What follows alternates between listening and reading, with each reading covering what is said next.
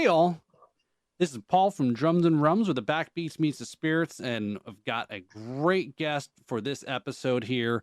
We've actually got, I'd probably consider him, reading up on what he's been doing over the last 30 years of his career. Probably a trooper, right? Probably is a good way to describe it, I would say. And just alone, just to kind of put it in perspective, is over the last 4 years, he has performed in 150 to 220 live or recorded sessions. Again, that's a lot of work. And hailing from where the stars at night are big and bright, deep in the heart of Texas, let me welcome to the podcast 30-year pro drummer, Danny Patterson. Hey, Danny, how are you doing? Oh, doing good. Thanks for having me on. Yeah. No, I was really we were talking through there just a little bit before the show, and we've been following each other, I think, on Instagram for quite some time, and I'm like, all right, you got a lot of interesting stuff going on. We've got to catch up. We've got to talk. You look like you're pretty busy, right? Yeah. Like I said, the last 3 or 4 years has been really kind of catching on more. And it was like 2019 is when I did about 220 dates that year, something like that. That's so, yeah, that is more, I guess, I don't know, whatever the math is here, right? It's not a math podcast, but yeah, more than half of the year. So it's, yeah. And does that include, Dan, does that include double shows, or you just count that as just, you played this one day and maybe you did a couple shows in one day? Oh, no, yeah, I count. Every show is one. Okay. So there is a couple of dates where I would do 2 shows in a day. So one day is 2. But the most I've done in one day is 3 shows in one day. And I said I'll never do that again. That was too much. That sounds like that's gotta be. People don't realize it. So I'm assuming what you say, 3 shows in one day. A typical set is, or gig is a 3-hour. In Texas is probably 4, right? I think. Yeah, it's technically 4. Yeah, yeah. So at least you're there for 4 hours. You probably really only play maybe 3 when you throw all the breaks in and everything. Right. Was that one like all in one place, or was it you have to pick up and move your stuff into the next? No, pick it up and move it to the next place. Yeah, it was a St. Patrick's Day. Date, and it was like on a Friday. It was like the perfect storm. So it was like I got an offer for one guy that says, "Hey, can you play the drums for me at like noon to 4?" And I was like, "Sure," because I was like, man, nobody's going to be at a place on a Friday at noon. I mean, except for the lunch crowd. I was like, but yeah, I'll play it. Right. Show up, and it is a duo. It's just me and a guy on acoustic guitar. So I thought that was, I was like, well, this will be interesting. Play, because I thought Cajon or something. He says, no, bring the whole drum kit. I said, all right. So I did that, and luckily, all of these shows were all on the west side of Houston. So it started from north and then went to the middle of Houston, then to the south, all on the west side. So it worked perfectly, logistic wise. That's why I was like, yeah, I'll do them, So I did like noon to 4, and then tore down everything and drove probably 15 miles, set it all up, did another 4 hours. So I think played for like 6. Well, no, I think that middle one was shorter. It might have been like 2 hours.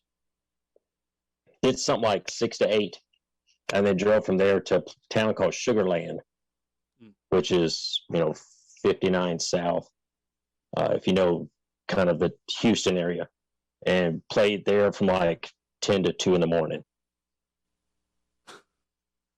and it was with 3 different bands. So the noon to 4 was one guy, the whatever it was, 6 to 8 or whatever was this other group, and then at the end of the day was another band.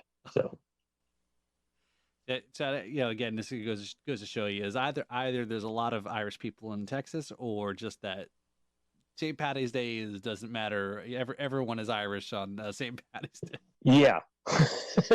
Well, and it was funny. I didn't think about it too much, but I am part Irish.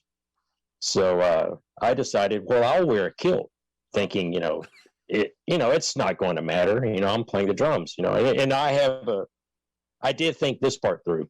I have a 14 by 8 deep, snare drum. I said, I'll use that because that way just keeps things modest. Because, how the drummer sits, but kind of found out when he got to the nightclubs, especially as the night went,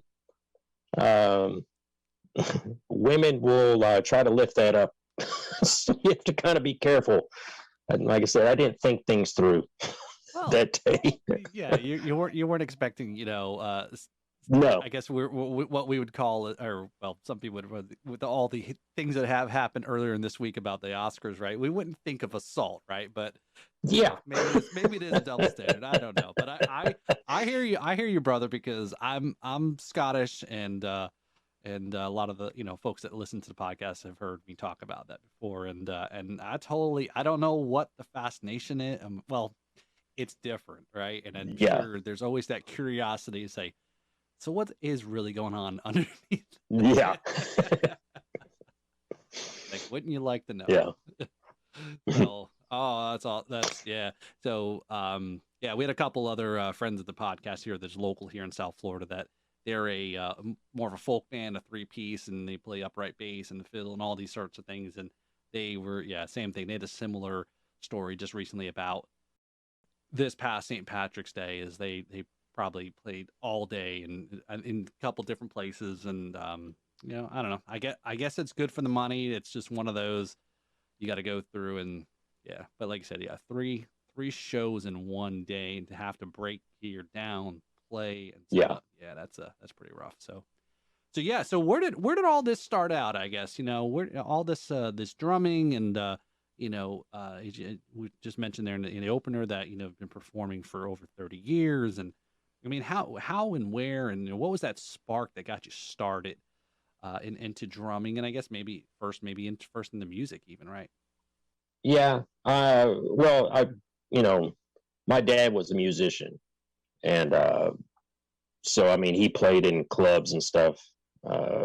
Pretty much, I mean, from the day I was born. I mean, I've been around, music. So he was, when I was in kindergarten, so I don't know, what is that, 4 or 5 years old, whatever age group that is. Right. He was supposed to drive me to kindergarten, because my mom was, she worked and stuff like that. And, and he would tell me when we get in the car, you want to go to school or do you want to go hang out with me? And I was like, shoot, I'd rather go hang out with Dad. Who wants to go to school, especially at that age. And so he would go, and, sometimes they would rehearse like during the day, at the clubs, because this was, probably 79, 80 or so, surrounding there, maybe even earlier than that. So, back then, the clubs, some of these bands, especially my dad's band, they would kind of play at one club for, weeks at a time or whatever, so they would just keep their gear there and just, play. And then I would kind of, since he was playing at night, my mom would go there. So we would all basically go to the club. I mean, there was many nights that I remember, or my parents would tell me that I slept on like pool table and stuff like that. So I kind of grew up, as bad as this sounds, I kind of grew up in a bar. So I was around music the whole time. And he had this drummer that would let me play his drums when I was, that's what said, whatever that age is, 4 or 5, didn't really know what I was doing, but I mean, he had no problem with it. And I was just kind of always drawn to, that guy's drums. And then, my dad started going to church, and then, we all started going to church, and he started playing there. And I kind of kept wanting to play the drums. I kept telling, my parents, I want drums. So they bought me a tambourine, one of those tambourines with the little drum head on it. Yep. And I would actually take that to church and play it like a snare drum. So I had like brushes and kind of, 2 and 4 kind of thing on it. then this bass player started playing there, and I probably did the tambourine thing for I don't know how long, quite a while, maybe a year or so. Then finally, my parents got me a snare drum from Sears. So then I started using the snare drum and the tambourine combo kind of thing, and then the bass player said, "Man, I got a set of drums at the house. You want me to just bring them up here and we'll just see what you can do?" So I was like, "Yeah, So, and this was probably, I don't know, 85, 86 around there. So I was probably like 8, 9, 10, somewhere in that general range. And so he brought it up there, and it was a Gretsch kit from the 70s. Oh, wow. Plus like rototoms. So he had like 2 sets of rototoms to this thing. So, I mean, it was like a 9-piece drum kit. I mean, it went like 6, 8, 10, 12, 13, or it might even been a 14. And then like another. So Danny, did Neil Peart see this and like get the inspiration for his massive kit from you as a 9-year-old? I don't know. This thing was huge though. It's like, you walk in there and there's this, somebody that's not played the drums, and here's this gigantic thing, So, so I mean, I got up and just started playing like I knew what to do. I don't know. It's really hard to explain it.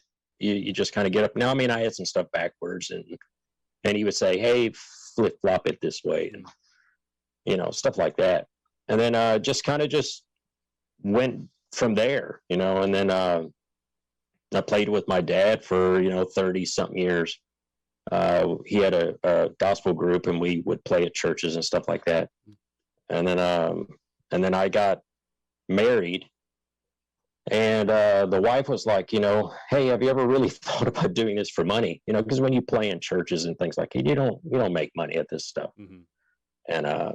And I was like, "Well, I kind of thought about it, but it's like I don't know how you go about doing it." So really, I kind of blame a lot of the last 10 years or so really on my wife of like really trying to do this as a living and making money and that sort of stuff. I mean, she was the one that kind of like really pushed it like, "Hey, you could probably really do this," and it took a while to get going, but like I said, probably the last 6 to 8 years, it's really been doing really well for me. Wow.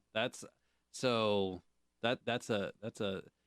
what kind of in between that early age and to I guess those last 6 years. So what was kind of things like for drumming for you? I mean, it's not like it looks like you made a full transition, obviously, with her blessing, right? Is to go full time and into drumming. But I mean, were you still doing a lot of things in between those 2 periods of in your life, I guess? I mean, you had a day job and stuff like that, and when you went to school and that sort of stuff. And but I mean, like with my parents, when I was living with them, I couldn't play the drums when everybody was home. So because my dad was a guitar player, I had him teach me how to play the guitar. And then I kind of started learning other instruments. So I mean, so really between kind of all this, I started learning other instruments and kind of stuff to kind of keep me, I guess, musically occupied. Okay. Yeah. That's a good way. Yeah. That's a great way to say it, and is a way to keep you off the drums. Here, learn this. Yeah, because I mean, you're like, you always want to play, and and everybody's home. You can't make that much noise around the house, But I mean, like, luckily when I was in high school, I was in the stage band and the orchestra and the marching band and all that. And like in high school, especially the last 2 years I was there, the music director there, he somehow I ended up with 2 band classes back to back for 2 years in a row. And it was like stage band and then like marching band or something like that. Well, during the off season, there wasn't a whole lot going on. So he let me like use one of the little practice rooms, and I played for like 2 to 3 hours every day in there. And, so I would bring like, we had a bass amp, cause you had a, bass guitar in the stage jazz band thing. So I would bring this bass amp, sit it on a chair next to the drum kit, and, bring like, a cassette player and hook it up into it. And that's probably why my hearing wasn't so great for a few years, because I had this thing cranked in this little practice room to hear what I was playing. But that's there really wasn't a whole lot in between. I mean, it just seems like I've always played. Maybe not for money or whatever, but I mean, I was always playing at, I played for everything for like, churches and like, we even played a Walmart grand opening thing one time. I don't even remember what town it was, but it was like, people would call me like, hey, you want to go play it, whatever.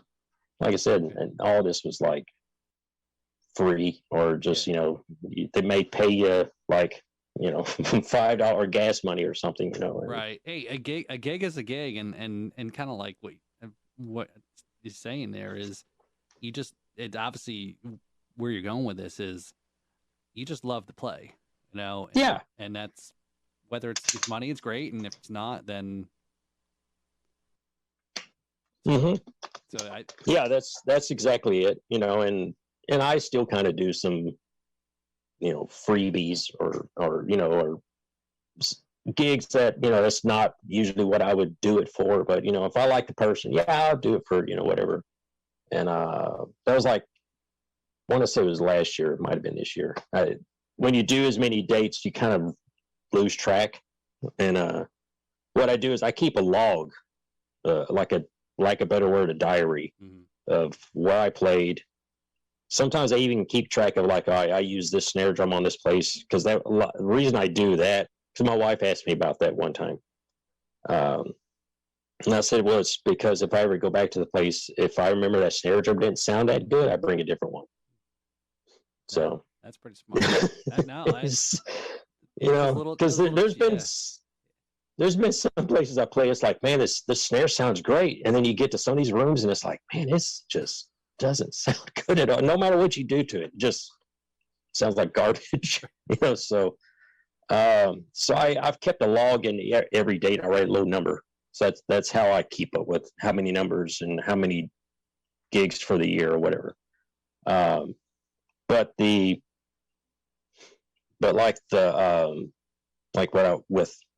kind of lost where I was going with this. Playing gigs, but I mean, that's charging, yeah.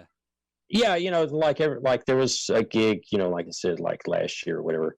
It was like a benefit show, and come to find out, for years, I would do these benefit shows with my dad, and we did them for free.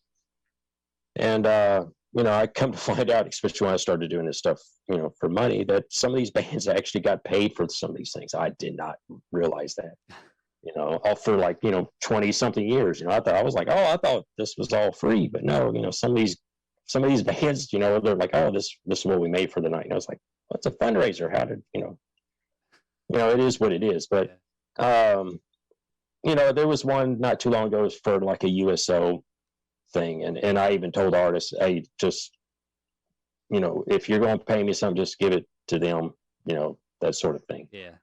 Because it's it's giving back to that organization and stuff. So so that's what I said. I'll do stuff for free, even though it's probably need the money, but it is what it is. So right. and like you said, I like playing, so it's kind of, as long as I get out of the house and go play a gig, I'm good. Yeah.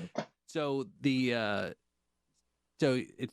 sounded like, so then during that time we were just talking, thanks for kind of giving a little a bit of that in between those two spots there, where you picked up a lot of your playing and was in a school or the band, and kind of hone some of that craft through some education in the school systems and so forth. Did you after that, did you continue on to like music and go to school, college, or anything like that? I did not go to college. I took some community college just to kind of, I guess, get my put my toe in the water, so to speak. Right. Just kind of see, is this for me? Because I mean, I'm not knocking college. I think college is great, but some people it's just not for them. To me, I'm kind of one of them people. I was kind of burned out like the last year in high school. I was ready to just get out, but I tried college. I did, like I said, I did a few classes and just, I was like, man, this just isn't my thing. So, but I did, when I joined in high school, they asked me to join the jazz band because I really had no intention of doing jazz. I just wanted to do the marching band and the orchestra thing. And, because the music director knew I played drum kit, played the drum set and stuff. So he's like, why don't you join the jazz band? Because, I think what it was, the guy that was playing, he failed.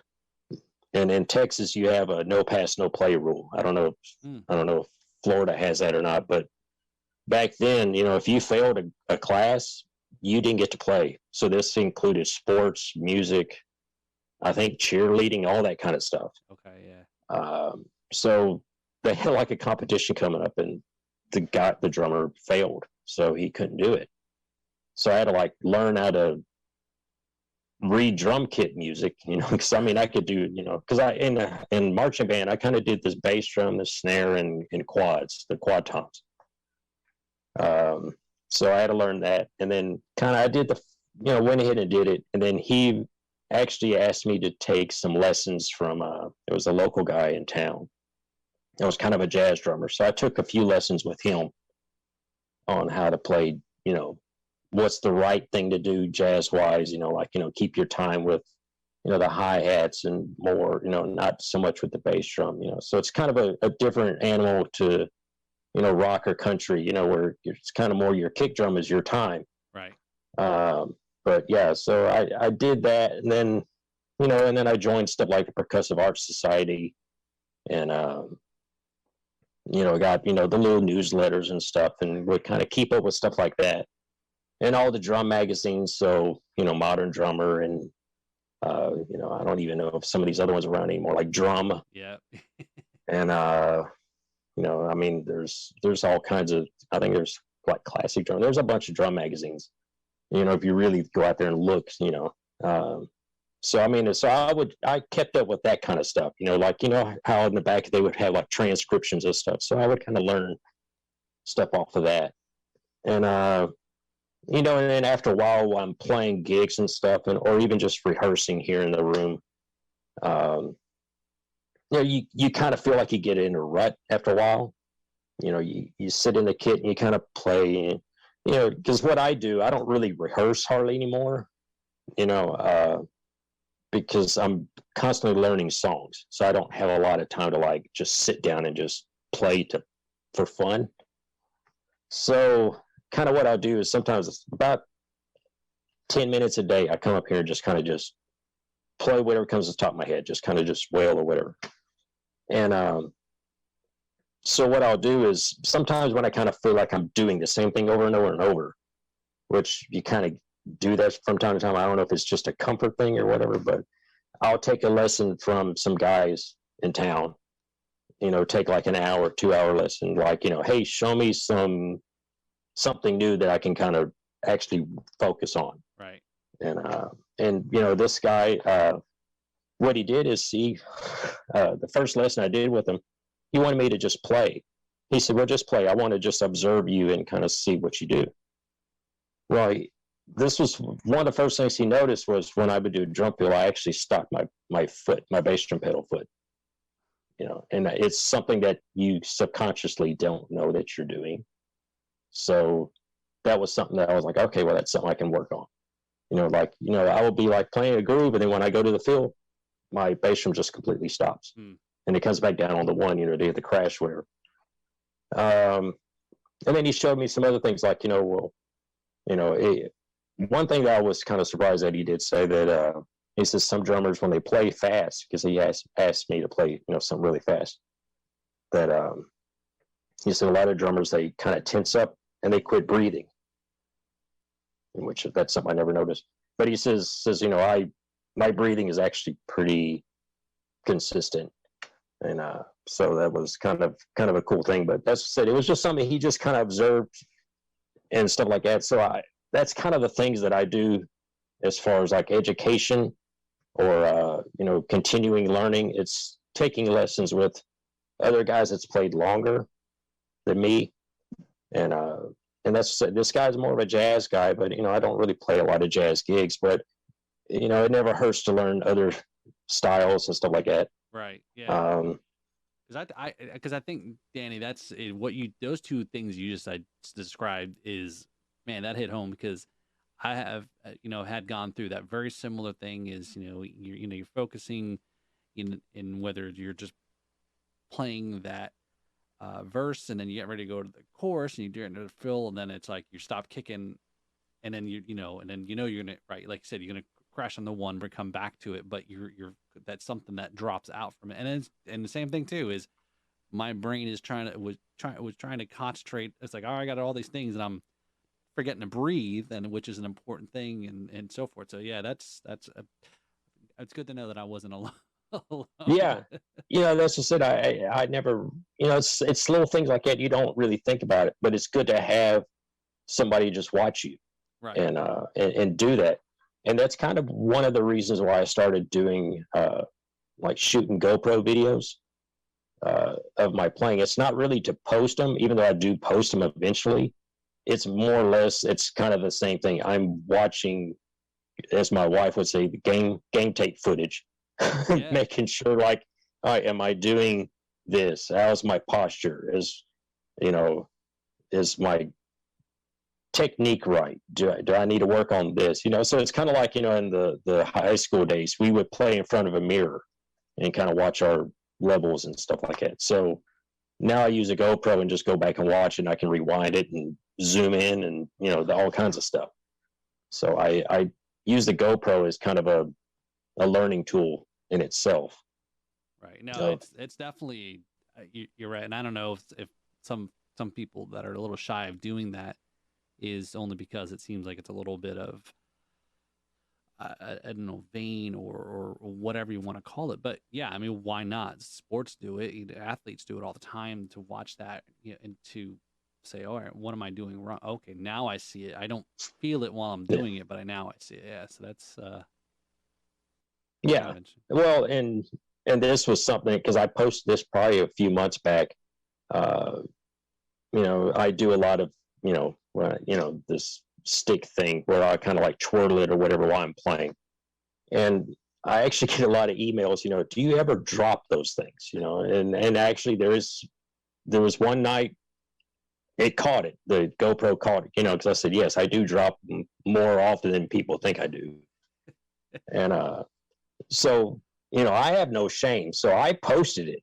I was like, people ask, do you ever drop it? Here's a video to show. Yes, I do drop it. But the reason I posted it was more or less as a lesson to, like, if you do drop something, or if you screw up, the main thing is to stay calm, and it's your recovery is what's the key to it. And that's kind of what I showed in that video, where, I drop it, but I just kind of reach over, grab another one, just keep going. Right. I mean, audio wise, you never could tell that anything happened. And that happens a lot. Like I had a gig the other night. I recently bought the reissue of the Speed King pedal. And in the middle of the song, there goes the bass drum beater. It just flew straight out. And I was like, I remember doing that back in the day, but I was like, oh, well, now it's a drum key. It shouldn't happen. No, it did. So in the middle of the song, I'm playing the hi-hat and the snare of my left hand. I'm reaching down, because even the singer kind of looked over like, what the heck are you doing? They noticed something happened. They're not sure what happened. Yeah. But, we're in the middle of a song. I'm not going to stop. So I don't have a drum tech, I hear it. Can you plug this thing back in? So it's like, it's just how do you recover and stuff like that. But that's great that you post it and you show. It's like, hey, we all go through it, and there's nothing to be ashamed of. It's like, hey, and maybe this is a little bit of a crude analogy, but we all wipe our butts, and it's Yeah. and it's Well, there was a video, I think it was Steve Smith or it was one of those. Yeah, they posted kind of a video, and it's them dropping a stick right in the middle of like a drum solo, and it's it's like hey, they don't have no shame. It doesn't hurt to just post it. It doesn't matter. right. But yeah, I mean, I as far as education and keeping up with it, yeah, I do take lessons from time to time. I did one of those drum camps, that these drummers post all the time, like come up to my, state or whatever and do like a week's worth of lessons or whatever. I've done one of those. And so it's yeah, I keep up with it when I can. Mm-hmm. And go to master classes and clinics and stuff like that. And to me, I think clinics is one of the biggest things that people should try to support if they can, because I mean, you don't see a lot of those hardly anymore. Where the drummer would come to the store and kind of do a little free 30-45 minute thing, and just I always thought those were really nice things to do. Yeah, and I would love to do one of these days, but I guess I have to get a little bigger to do that. No, I mean it's funny you say that, because I think going through, and we're probably roughly about the same age, and just thinking about those things, like we're talking about the drum magazines that came out, and that, of course, this is before internet, before YouTube, and all these. Mm-hmm. This is the only way you can get information. Or if somebody talked about a couple guests ago, I think it was Kira was talking about getting VHS, right? We remember we were showing our age there, right? But yeah, those drum clinics and those things, those are always a neat thing, because I mean, again, it was like one of those a musician of whatever the level comes in to do a clinic, and that helps the drum shops, because most of them are probably a mom and pop. But yeah, I don't know, has YouTube changed that? The internet's changed that, where now I can just go live stream it and do something similar too. But yeah, it's always a cool thing just to go hang out with other drummers, right? Yeah.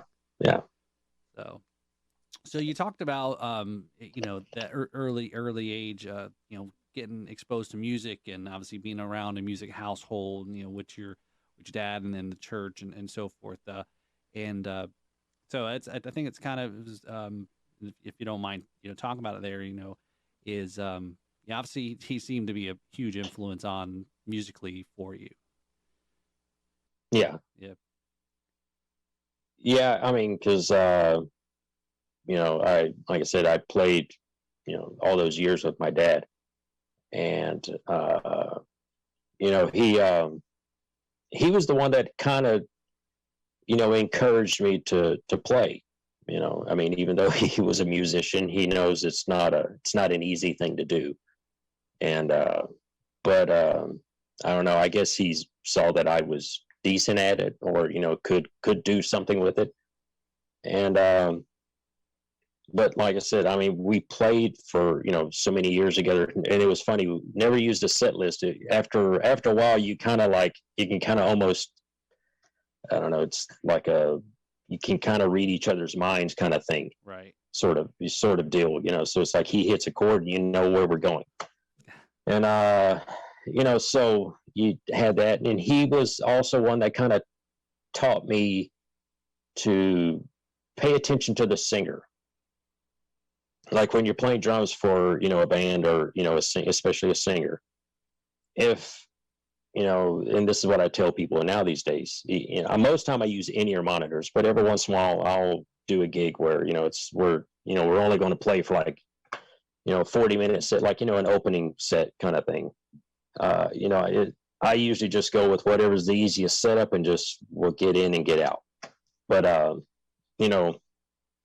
I tell the sound guys sometimes, don't give me a monitor, because most time we're going to mic, everything's mic'd up and everything.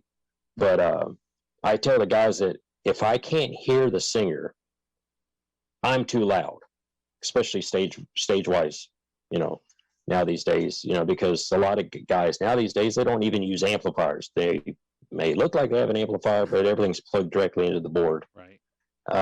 Like one of the bands I play with, Vertigo, nobody's got an amp on stage. Really, the only stage volume is me. And but there's a couple of bands where, they're using floor wedge monitors, so I just tell the sound guy, just don't even give me a monitor, because if I can't hear what's going on up there, I don't need to hit that hard, and I just let the mics do all the work. But one of the things my dad also taught me was, to listen to the singer, was if they're kind of running out of breath, even though you may have, you as the drummer may have set the tempo, and if they're like, they can't keep up, you may need to slow it down.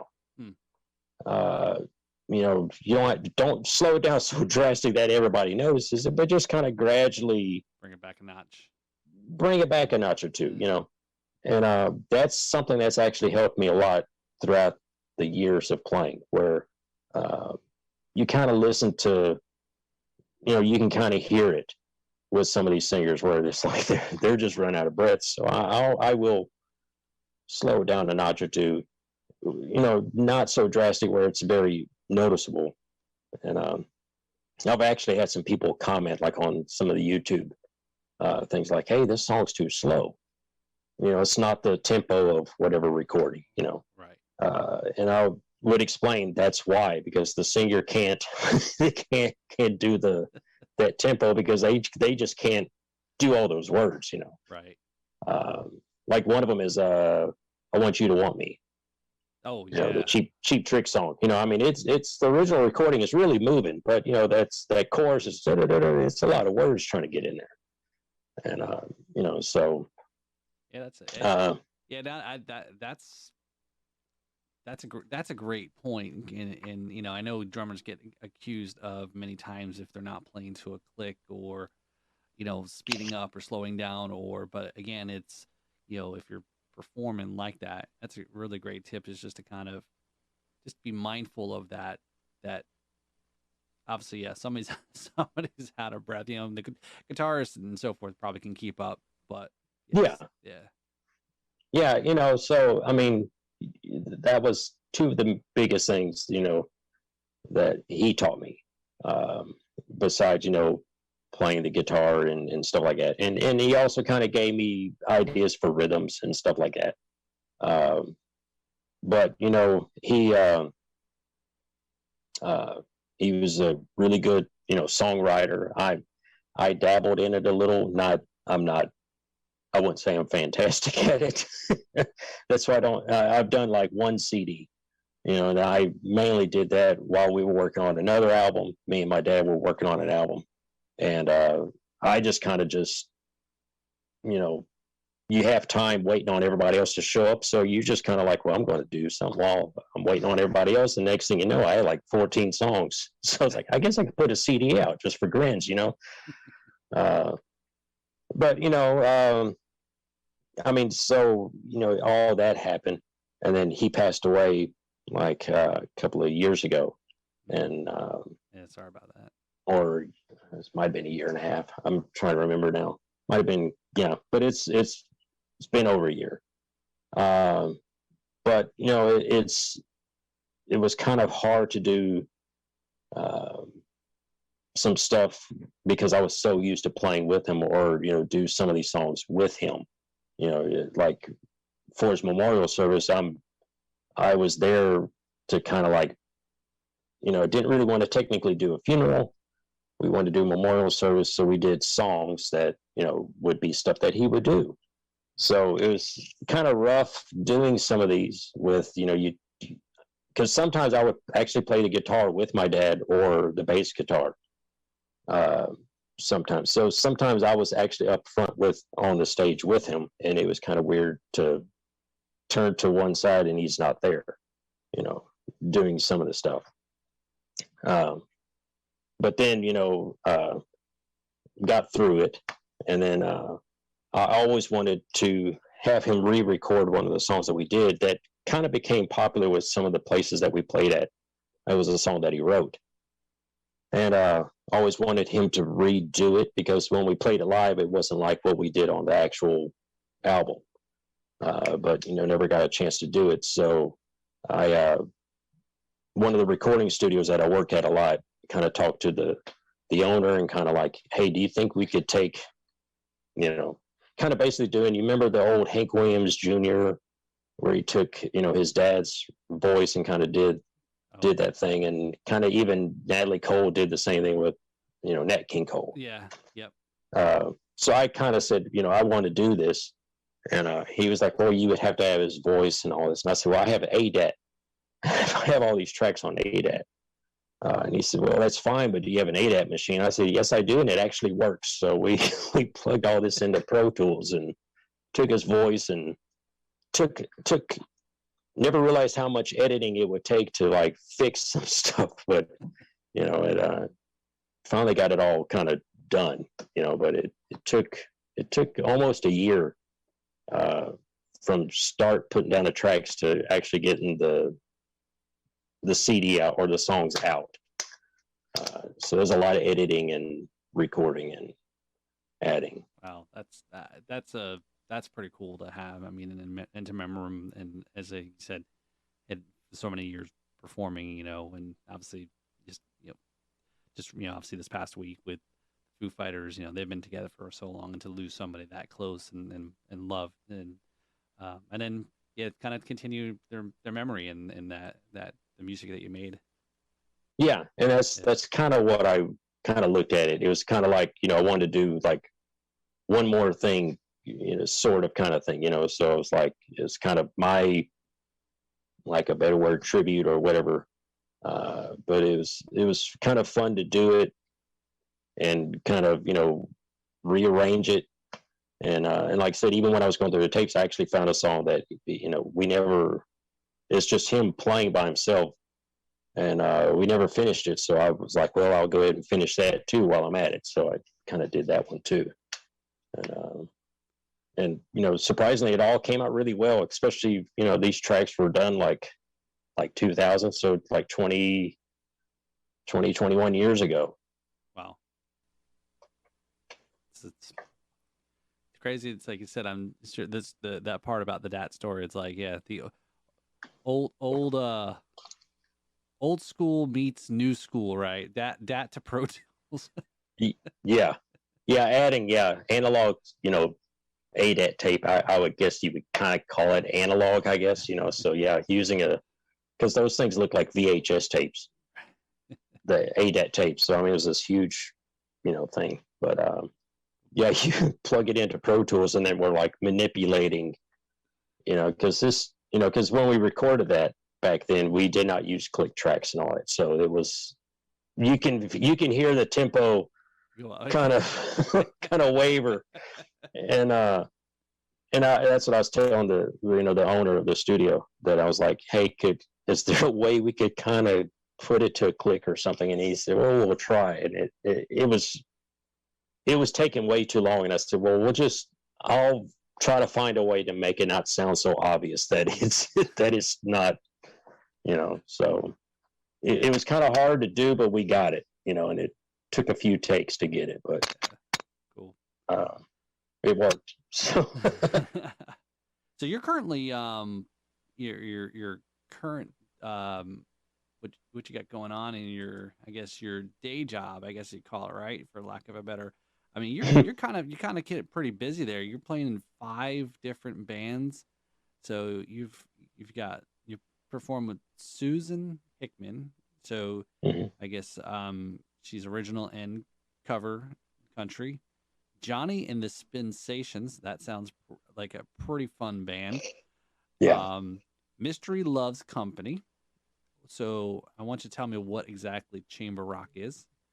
And Vertigo, as you mentioned there, that's I'm sure probably another one of probably get a pack club kind of places again. That right now I think 90s music is huge. I think everywhere right now. It's like, hey, now this is the sign that we know that we're reached an old point when kids are now rocking out to music that we grew up on. And then last year, Jay McCabe Band, so it's a country cover band. So Yeah, that's a pretty good order of, bands, a different wide spectrum of different types of things that you're covering there. So yeah, I mean, so that's what, yeah. Talk a little bit about the those what you working on there. Yeah, Susan, I kind of worked with her off and on, kind of for like, like a couple of years ago. I got a call to like, hey, can you fill in, you know, for some gig with her? And I said like, yeah, I was, sure. So I had to learn her material for like one show. Um, and then it was like, probably the last 2 years, just kind of just started doing, when she does band gigs, because she does a lot of solo gigs. And we do some duo gigs from time to time where I'll play the cajon and stuff like that. But yeah, she does. She was she was the Texas Country Music Association females vocalist of the year a couple of years ago. Oh, wow. That's pretty cool.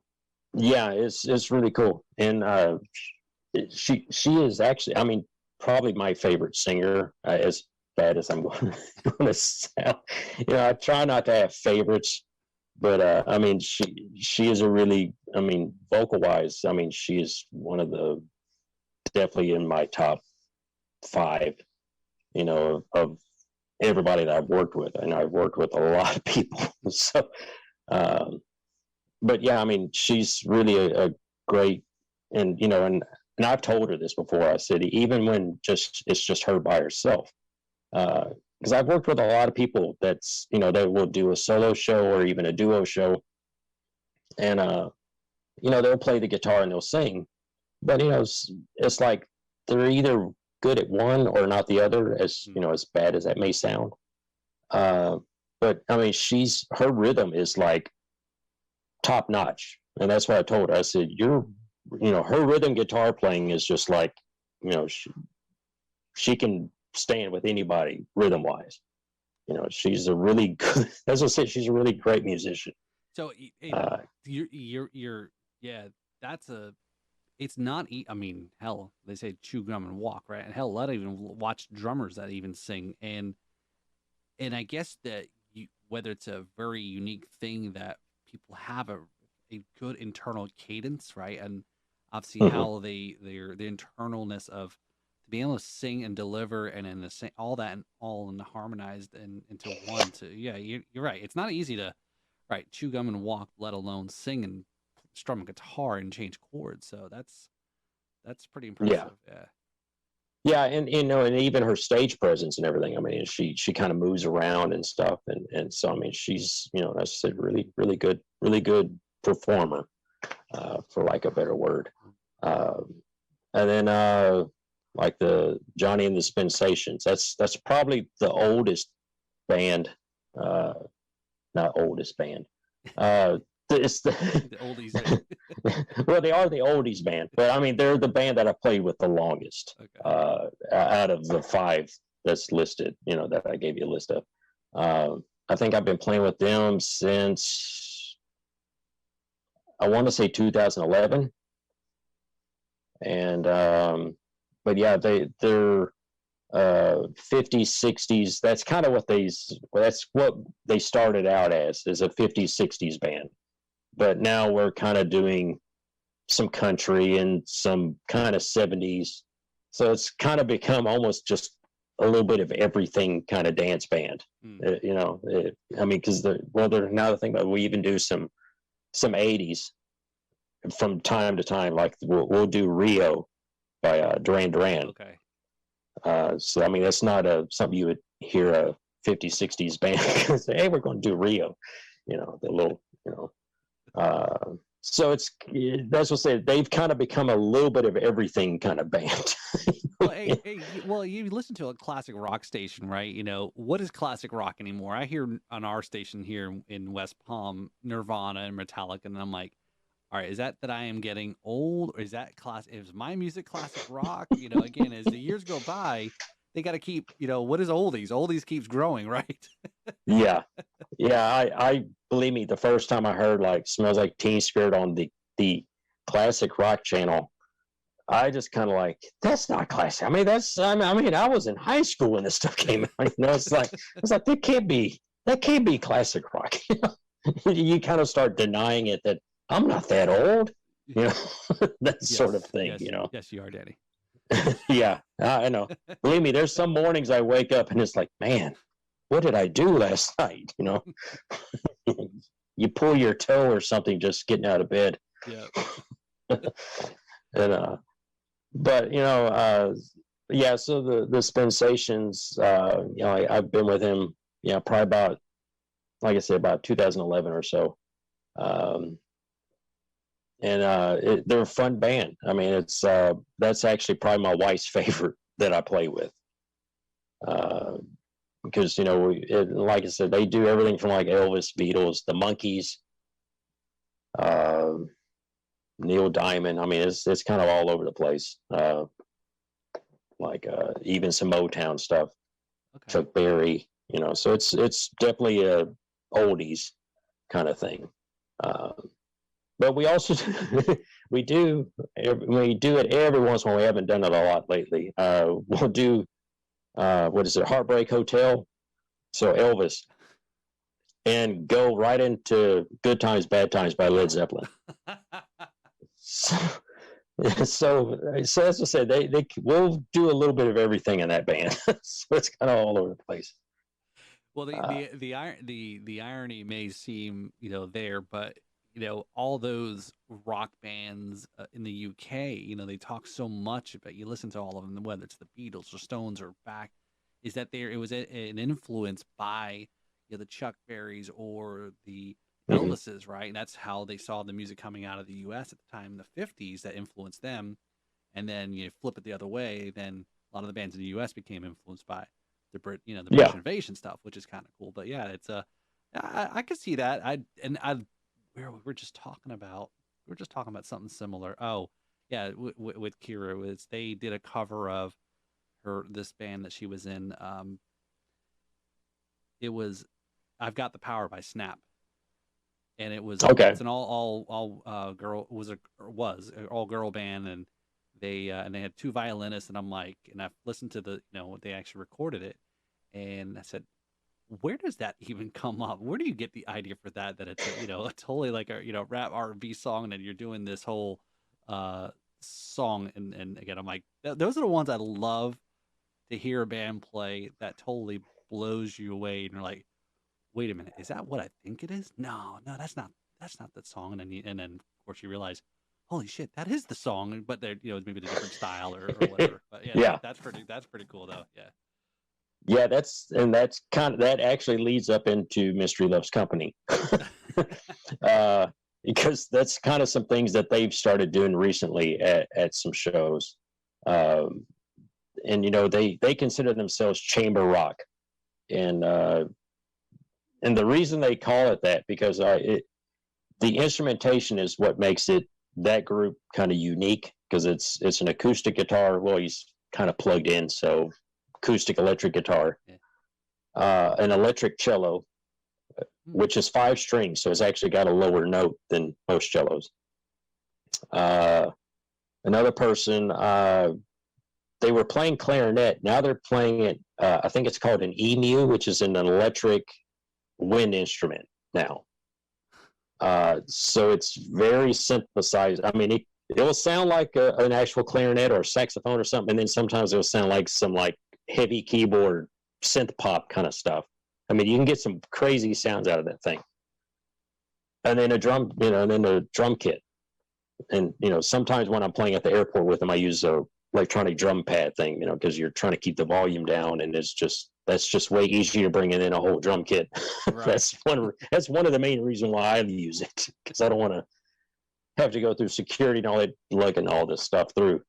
So what does classify chamber? Is it just because there's strings and typical rock? Yeah, I mean, I think it's because of Maddie with her cello, and and like I said, originally they were more acoustic. It was like an actual clarinet and acoustic guitar and this, and lately they've kind of more been electric, going more electric with this stuff. But like they'll do like she'll play some like Bach pieces kind of in between other songs that like they wrote, or like, what they've been doing lately, they've been kind of doing these like mashup kind of things, because we talked for years, because I mean when I first started playing with them, all they did was originals.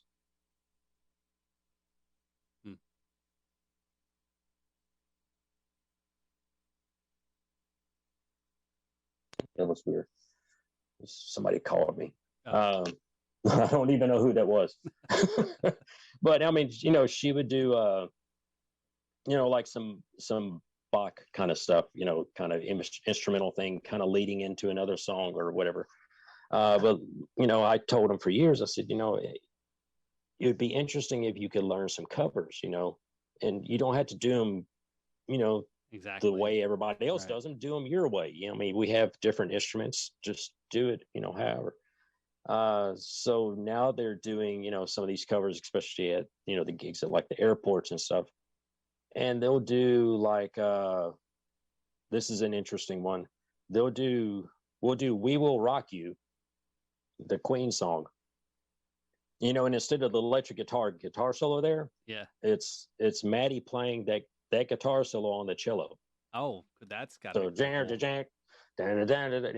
so but we'll do that, We Will Rock You, and go into what is it, What a Man by Salt and Pepper. So that's your mashup. But it's still boom boom pop boom. It actually fits. I mean, it on paper you're like that couldn't go, but it does actually. And we also do like the theme song to the Game of Thrones, going into the Seal song. What is that song? That Kiss from a Rose? Yeah, Kiss from a Rose. Yeah. So the Game of Thrones going into Kiss from a Rose. They do, I mean, it's some of the cover arrangements now is getting a little more interesting. Like Champagne Supernova going into Hey Jude. So it's a little more, I said, even though we're doing rock songs, but you're doing it on all these kind of like semi-classical instruments, and that's where they get the chamber rock kind of thing from. No, that's really cool, and to draw interest into familiar rock pop music, doing different instruments, and then it draws people into saying, that okay, that's unique. Nobody else is doing that. I haven't seen anywhere else, and then okay, and it's entertaining, and it's music I'm familiar with. It's not just classical instruments playing classical music. That you got to be really a big fan of that kind of music, or in plays or whatever, but kind of see it totally in a different genre, which is pretty cool. Yeah, and it's and that's what said it's, and even on the albums that we've recorded,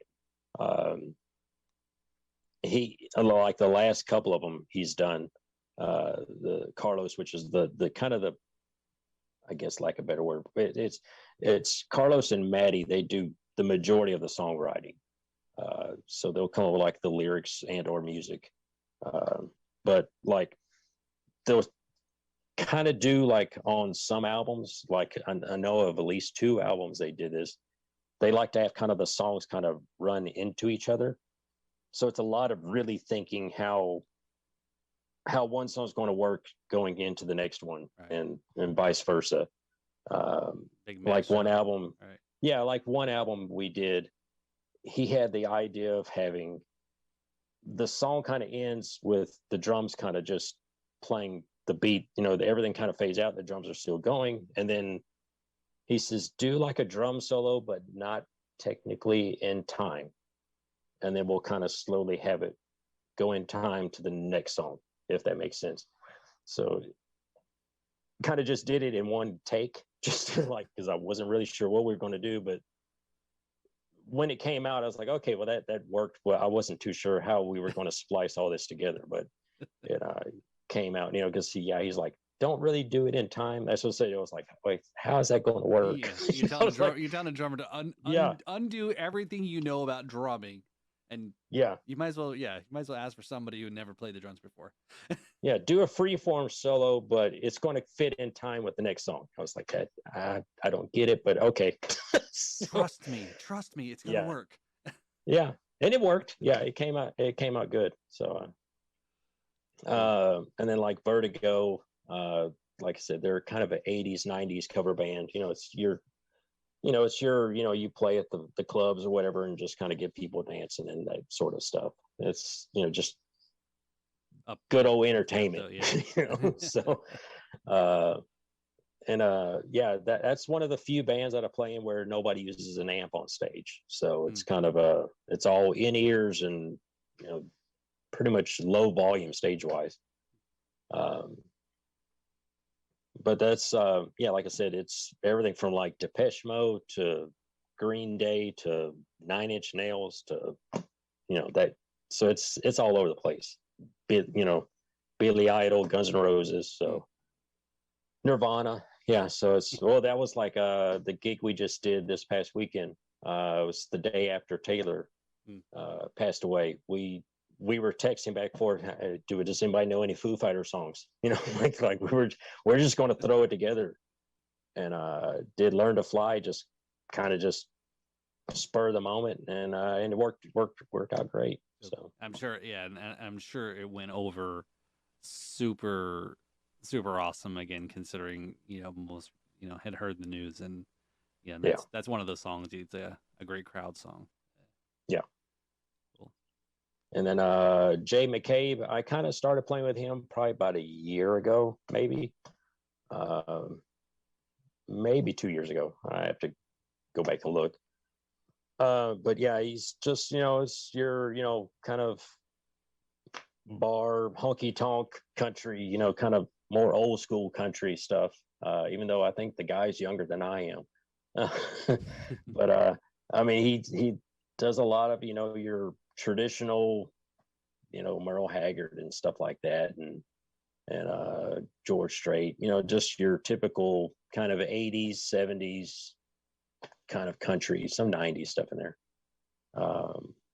And he's a really good entertainer. He's another one that I was like, he tries to put on a show. He's not, one of these guys that just kind of stands there, because I've seen a lot of country guys that just kind of just stand there, and that's fine, but I'm kind of one of them. It's like I want people to move, and because if you don't look like you're enjoying yourself, I kind of think the other people, the audience are like, maybe they're not really getting into it. So I think the more an artist moves around, and I mean the whole band in general, if the more they're kind of into it, I think kind of puts the audience into it.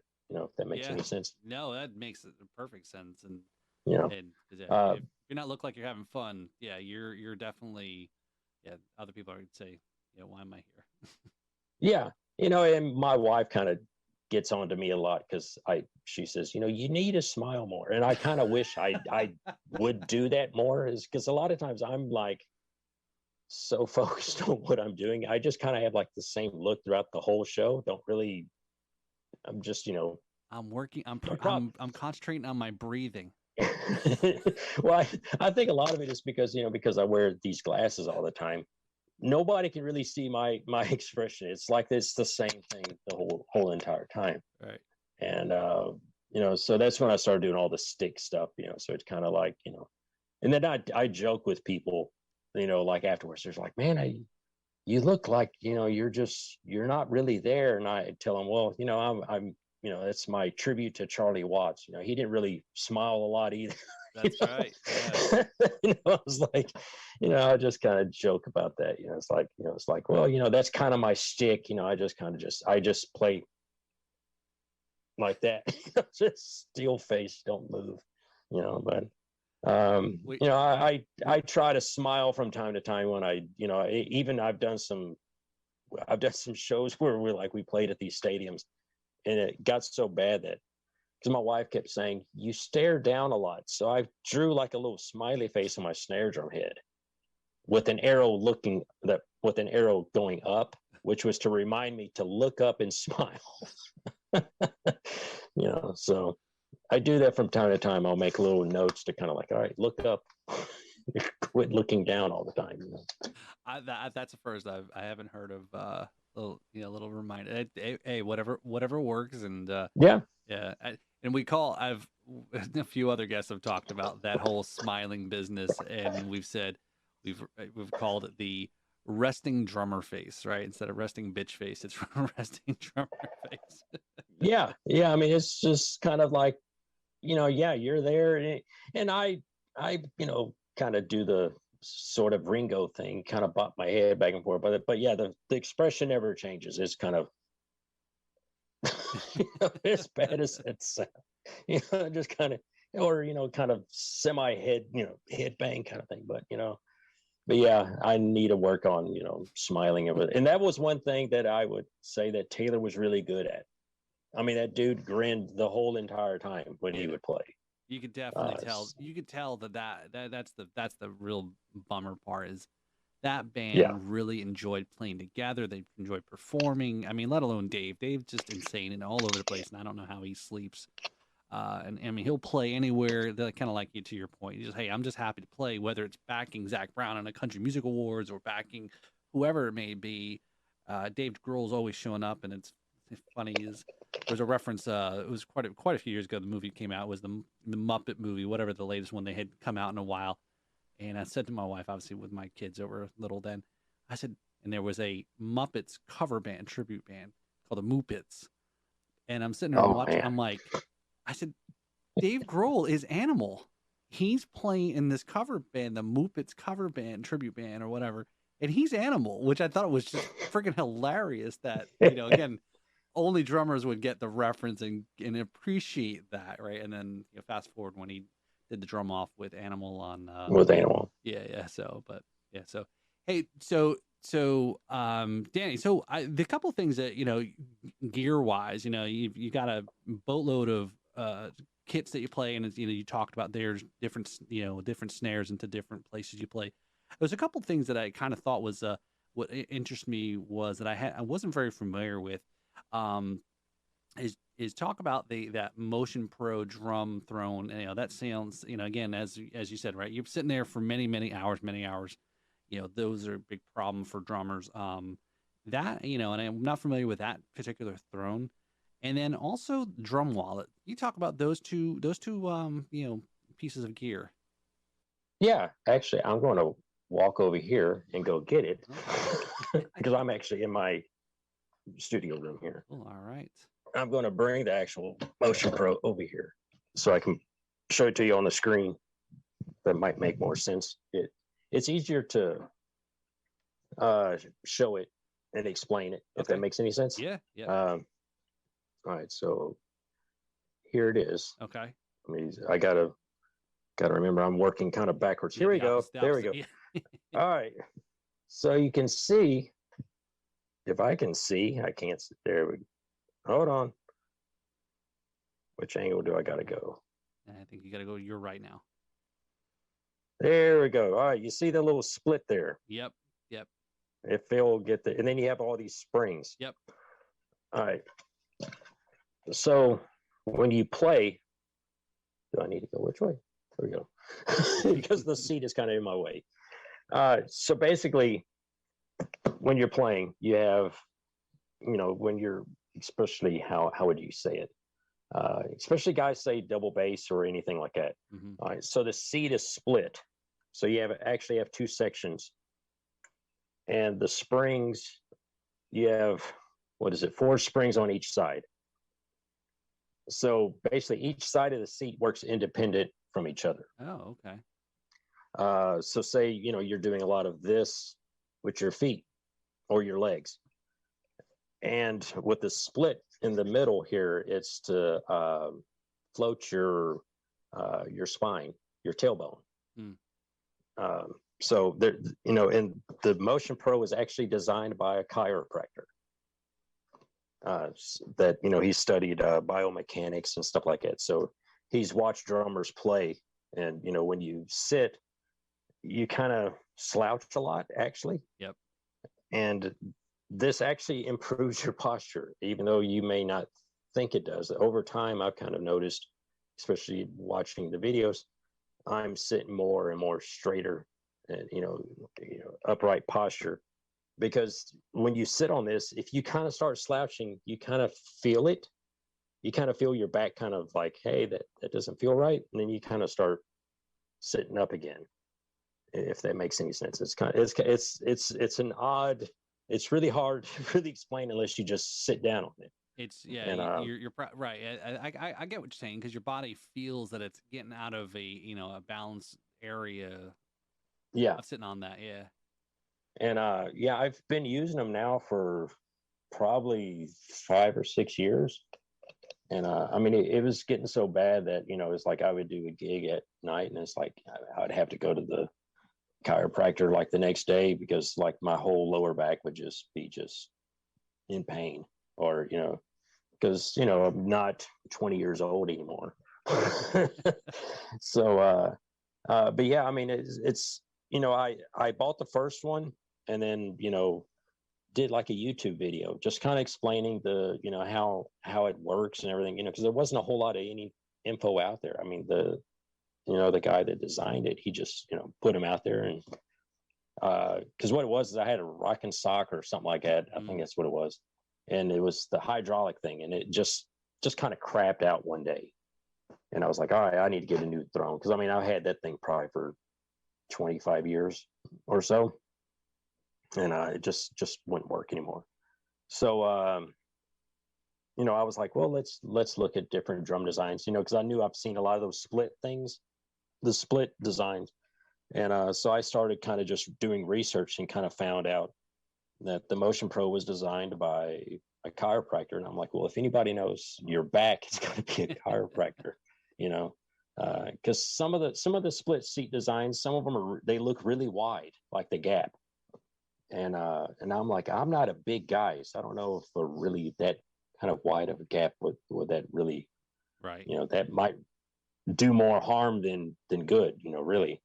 And then come to find out, the guy that designed the Motion Pro licensed the head, the brand of head, the Spinal G seats. It's basically the same design as the Motion Pro, but without the springs. So the only difference between the two is the springs, really. Okay. But yeah, I mean, I actually prefer the springs. And it's not like you feel, because I've had other drummers tell me, hey, I don't want it bouncing and all that. And I said, well, it doesn't really bounce. It's kind of like, have you ever sat on those bicycle seats that's kind of like that? That's got the little springs on them. Yeah. It's kind of like that. It doesn't really, it's not as noticeable as you think it would be. Right. It's kind of, I would assume it's probably close to like the shocks in a car, right? You don't really feel it, but it's there to give that stability. It's not like a slinky, right? It's yeah. Right. Yeah. Yeah, it's kind of like, it's like shocks. Yeah. So and like I said, the best part is because each side kind of moves independent. What it does is your back stays aligned, more or less, so, when you're doing your legs going back and forth, using the hi-hat or the, hi-hat with your foot and bass drum, both legs going at the same time. So each side is working independent from each other. So, and your spine is kind of staying right there in the middle. Yeah. So, and it does help your posture, and it helps lower back pain. Like I said, I've been using them for, like I said, 5 or 6 years. I even help them out when I go to NAMM. I'll kind of like sit there at the booth and kind of, talk to drummers and stuff like that. So it's something I definitely kind of stand behind. And then the drum wallet, actually, yeah, I do have one. So let's say, do I have one here? I'll come over here. Actually, what I have here is,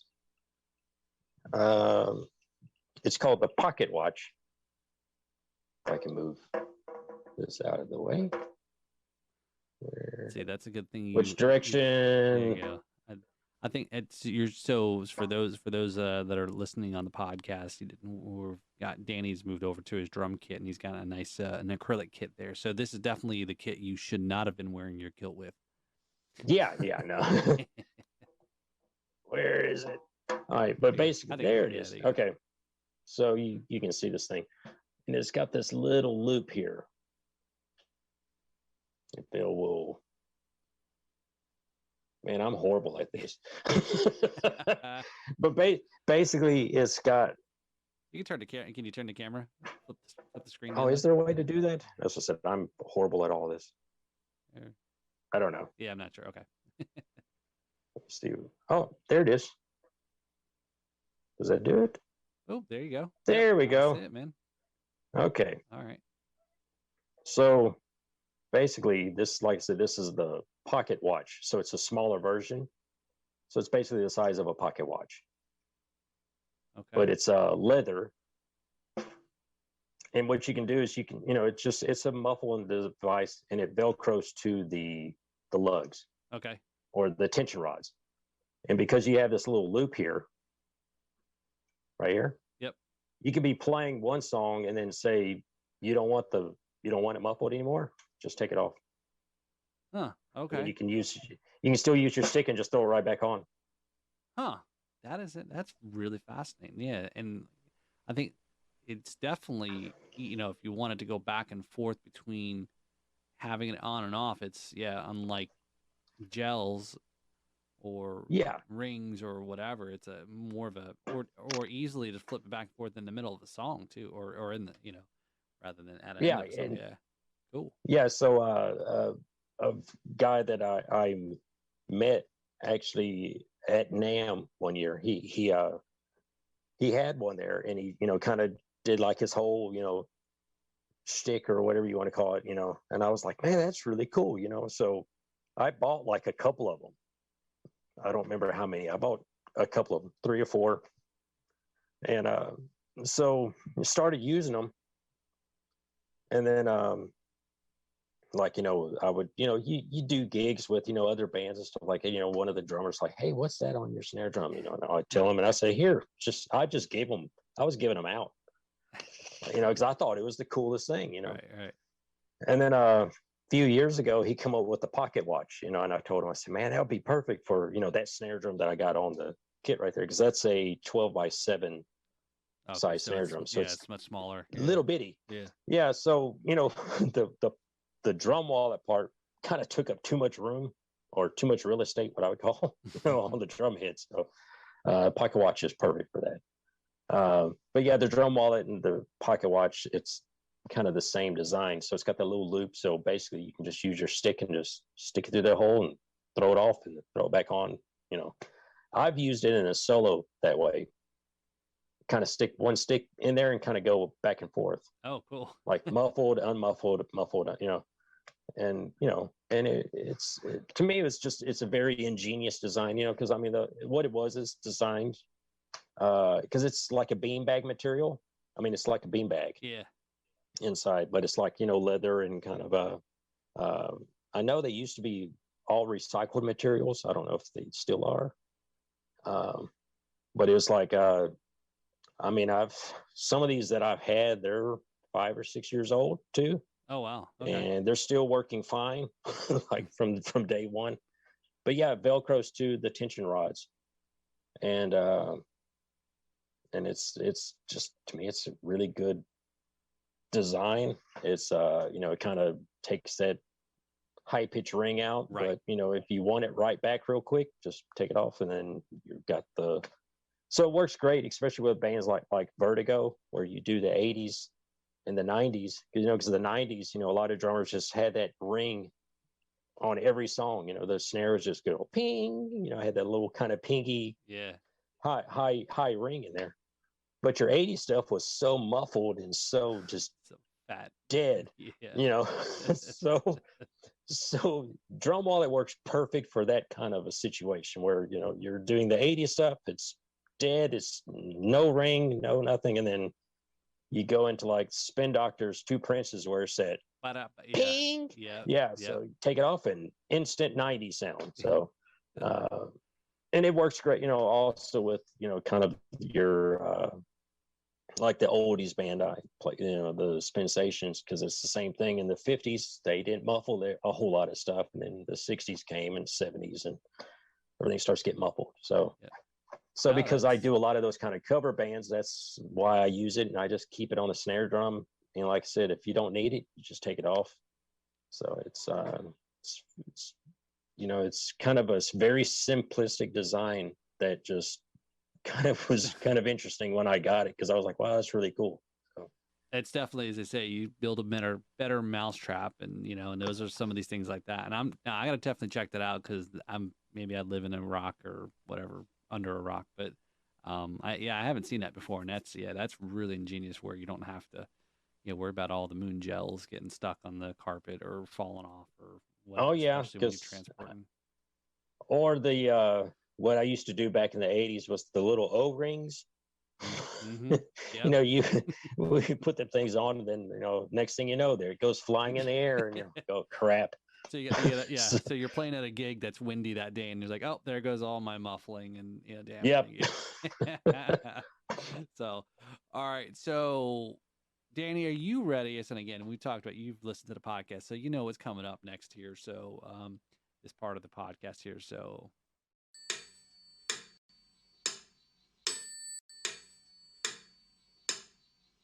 4 beats or less. So are you ready for this, Danny? We'll see. All right. So again, if you listen to some of the recent podcasts, you probably know the first question that comes up here. So, all right. So in 4 beats or less, who's on your Mount Rushmore of drummers? Oh shoot, John Bonham, Gene Krupa, Buddy Rich, and Ringo. Okay. All right. Very nice. That's a good good company there. So, and just as you mentioned Ringo there, we finally stopped waiting forever to go ahead. Oh, I forgot I do have Ringo back there. I just noticed he is up on the wall. It was a what do they call that? That Easter egg that's in there. But and then I have Jason Bonham over here too somewhere. Okay. It's funny. If I was I left leaving work today, and what came on XM, I think it was the hair, the hair station, whatever the band, whatever the station is on Sirius that does a lot of the hair metal, was and Bonham had come on, Jason Bonham's band, from back in the early '90s. Oh yeah, Bonham, yeah. Yeah. I was like, oh my Disregard God. of timekeeping. Yep. Yeah. So I was like, oh my God, yep. So yeah, we just recently picked up our tickets to go see Ringo's and his all-star band here in South Florida in June. So looking forward to seeing that. It'll be my second Beatle that I'll get a chance to see. I saw Paul McCartney quite a few years ago here in Miami, and I was like, no. I said, well, I'm doing, it's a drum thing, right? And Ringo doesn't get a whole lot of respect, right? And fellow podcast alum Graham had done a lot of videos, and he did one pointing out how great, some of the things that Ringo's done in the song. So, but yeah, so I'm sorry, go ahead. You mentioned I was going to ask, have you seen Ringo, but I guess not. Not yet. yeah, because that poster is from when I saw him. That was back, I don't even remember. I don't even think it's got the year on there, but he looks young. He looks young in that picture. Yeah, it was from the 90s. I do remember that, but that was a cool show, because it had Jack Bruce on bass and Peter Frampton on guitar. Oh wow, that's and what he does as it shows when he has the all-star band is basically you kind of get a mini concert of everybody. So like Jack Bruce did, some Cream songs, and Peter Frampton did his songs, and then Ringo did his songs, and then they kind of all just jammed together. So it's a really good show. Cool. Yeah. Definitely looking forward to it. A boy can dream. Hopefully, if I can tag him enough on social media, or I don't know, whatever, to come on the podcast. But I've always told folks I don't think I'll ever be able to get Ringo on, because the reference of the podcast is, obviously being in recovery is, I think, a little, I don't know. Yeah. But I would hope people realize, we don't always like this, right? We haven't really even talked about anything alcohol related. So, and then Yeah. that's how some of the podcasts can be and so forth. So, all right. So there's your Mount Rushmore. So, okay. So we're coming up next here on the next question. In 4 beats or less, which do you prefer? Recording in the studio or performing live? Recording. Okay. Okay. Yeah, that's definitely my favorite. I mean, I like performing, but for some reason, I just and I tell my wife this may sound bad, at least recording, you don't have to really get dressed up or whatever. You can just show up, record, and go home. And it's a lot less work. Yeah. So, I mean, you're still playing, right? yeah. You don't have to put up with all the other stuff. Well, and like I did a session, was it last Monday? So a week ago. I did 2 songs and I was only there for an hour. Oh wow. So And you probably ain't got paid for what I would get paid for a 4-hour gig. Yeah, that's the way you got it right. That's it, right? Work smarter, not harder. Yeah. So, and I didn't even have to bring any drum gear there. There was the kit's there. I just show up, play, go home. You weren't thinking this is going to be another free Walmart gig, did you? No. Yeah.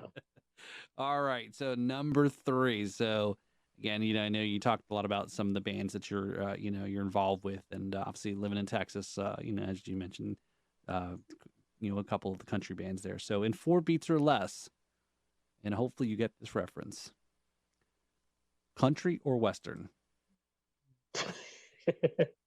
Both kinds. Okay, Yeah.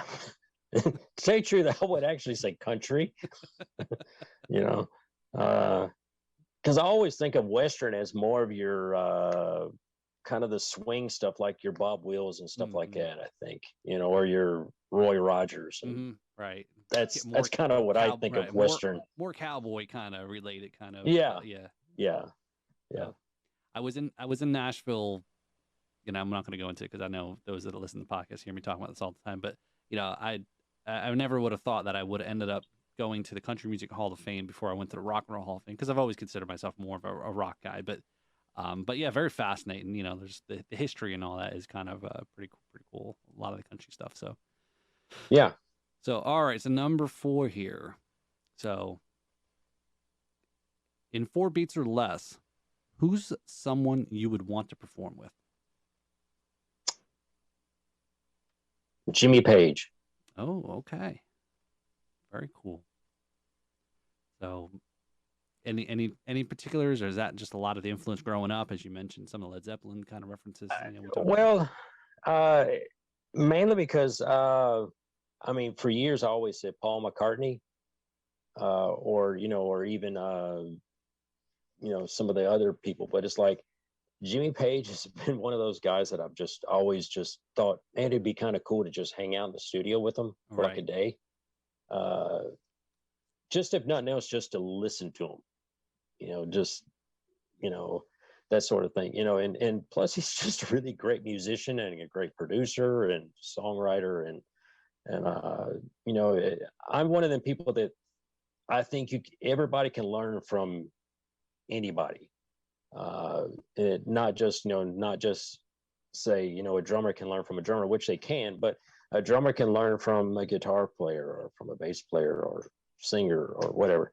I just look at basically everybody as a musician and just learn from other musicians. And it doesn't matter what instrument you play or whatever. But yeah, Jimmy Page has just been one of those guys that I just think it would be kind of cool to just jam one song, if nothing else, that I would be happy.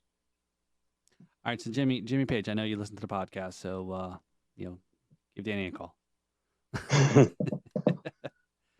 So, all right, excellent. All right, so very good. So good answers there on our little rapid fire segment there. So come to the part of the on the podcast here, Danny, is so what are some of the things that you've got, you want folks to check out, go download music, buy shirts, whatever, here's that part, where you want to promote, what you've got going on, maybe upcoming gigs also. I know this podcast is going to drop next week, so that will be whatever next Tuesday is. Yeah. So I have to think even what's this week. Yeah. So this podcast is going to drop on April 5th. So I guess it would be the following weekend, the weekend of the 7th and 8th and 9th. Yeah, to tell you the truth, I have no clue. All right, no, what I'm doing next week. I know the 5th I'm actually at the airport. So if they're flying into Houston, they will see me playing there between 3:30 and 6:30. All right. But yeah, after that, I want to say I am playing some shows with Susan that week.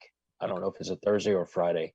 I'm playing with Susan this Saturday and playing with another artist that I did one show with last week. I had to learn a couple of songs. He gave me a set list and then kind of find out the set list was just kind of like, these are kind of the songs we do, but we don't really have a set list kind of thing. But I'm playing another show with him this week at the Montgomery County Fair rodeo thing. Okay. But I did that last week with him and this week. And I want to say everything you've got listed up is on your on your website. You got a website? Check out. Yeah, I have a website. Yeah, DannyPattersonMusic.com. And about once a week, I kind of post like a general on Facebook and Instagram, Twitter, and all that. I kind of post kind of like my calendar for the next 10 to 15 days. Always kind of just do that. Just give everybody a heads up if they don't want to go to the website. There's at least one post a week that I put the calendar on there. Let's see if I've let me pull it up here real quick. So all right, so I've got it here. So let me go ahead and so you can check out Danny on coming up when this podcast drops on April, what did I say, the 5th, right? Yeah. I want to say I'm at the airport on the 5th. Yep, there you go. So Mystery Loves at the airport on the 5th. Susan Hickman on the 9th. Cajun Throwdown Fest. That sounds pretty cool. In Hitchcock. On the 15th, Susan at Moe's Place in Katy, Texas. Is it Katy or Katy? Yeah, Katy. Katy, okay. You can tell I'm not from Texas. And the 16th, you're with Vertigo in Baker Street Pub in Katy. And the 19th, Mystery Loves at the airport then. So, all right. So check out Danny's website there, or, obviously there you see in the tag underneath his name there. Follow him on IG. You can find all this cool stuff, and that's actually how we connected on Facebook or not, on Instagram. So cool. Yeah, because I think you posted a question one day like, do you play heel down or heel up or something like that for like the kick drum? And I said I do both, just depending on what I'm doing for the time. Have you seen this drum pedal that's out where it actually plays in both positions? So you're basically rocking your foot. So as you go toe down, it hits. You go heel up, it hits. So it's like a rocking motion that you can play the pedal. I don't know if you've seen that. Is that the double pedal one? I think where it's like two beaters doing that? I think it is. Yeah, I think it is. It's one pedal, two beaters. Yeah. Yeah, they kind of had something like that. I want to say in the late 80s or even 90s, somewhere in there. And I think this is kind of a reissue of that. I think it was called the Duelist or something. Okay, yeah. Back then, I don't know what the new one is, but I have seen it, and I actually kind of played one time, just like in the store, like whenever the first version came out. And I was like, yeah, I could probably do this, But I've never been a double bass guy. Just the music I played doesn't really call for it, right. Even though, there's a couple of like YouTube, or not YouTube, it might be on Instagram, where I did a show with Genevieve Allen recently. So it's probably, if you're watching this podcast, probably 4 or 5 posts back, where, I don't know, I forgot what song we were doing. but there's a clip out there, and I'm kind of doing a double bass thing with one foot. And actually, you can kind of see my foot because there's a guy asking me like, "Are you?" He's asking what kind of foot technique am I doing, and I'm like, "No, I'm just moving my foot. It just happens to be that fast, you know." So I'm really that good, okay? No, it's like I don't pay attention to like in my seat because he's like, "Are you doing the heel toe slide thing?" And I'm like, "I don't think so." I don't know. I need to do. You got another drummer bugging you about things. It's only other drummers, right? Yeah, that's what I think one day I need to just like set up a camera down at my feet and do that just so I can see what am I actually doing, because I don't think about it when I do it. I just do it. If that makes any sense.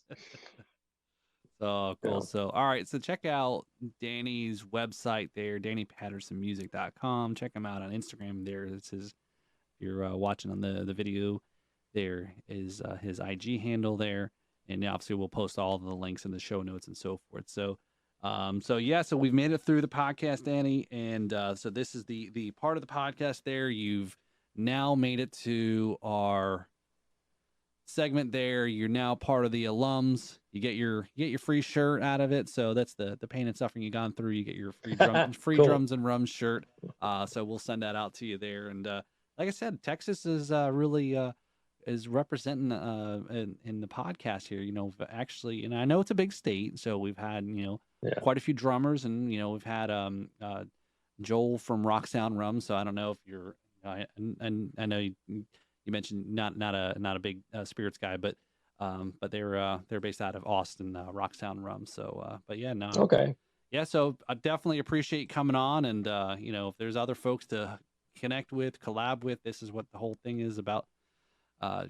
Growing a really odd community, as previous guests had told me when they heard the name of Drums and Rums, they thought Drums and Rums. That's kind of like milkshakes and hand grenades. They just don't go together, as other than the fact that they rhyme, right? And it's I said I know it's odd, and I don't know if you see in here now. This is the newest addition to the room here, where I don't know if you follow on YouTube R David R. So big shout out to R David R.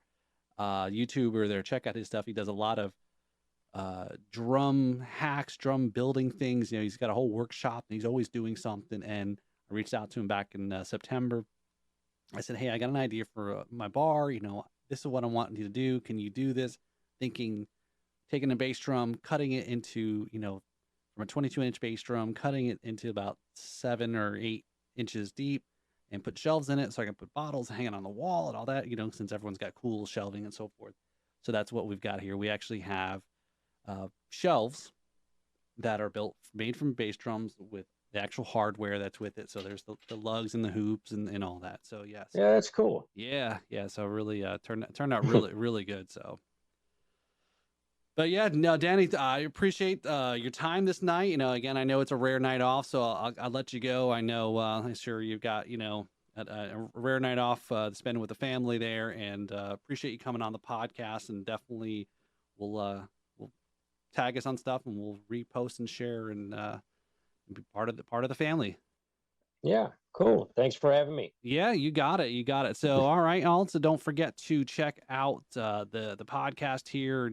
Don't forget to review, go through all that stuff. All this podcasters ask you to do is review, rate, comment, and subscribe and so forth. Check out all of our social media there: Facebook, Instagram. Check this video will be also posted out on YouTube shortly after the audio version goes. And again, Danny, thank you for coming on the podcast. I had a great time, talking about, the journey and the different projects, and sharing some of the information there about, the personal part about, your dad. So, so thanks everyone. This is Paul, this is where the backbeats meet spirits. Have a great day, y'all.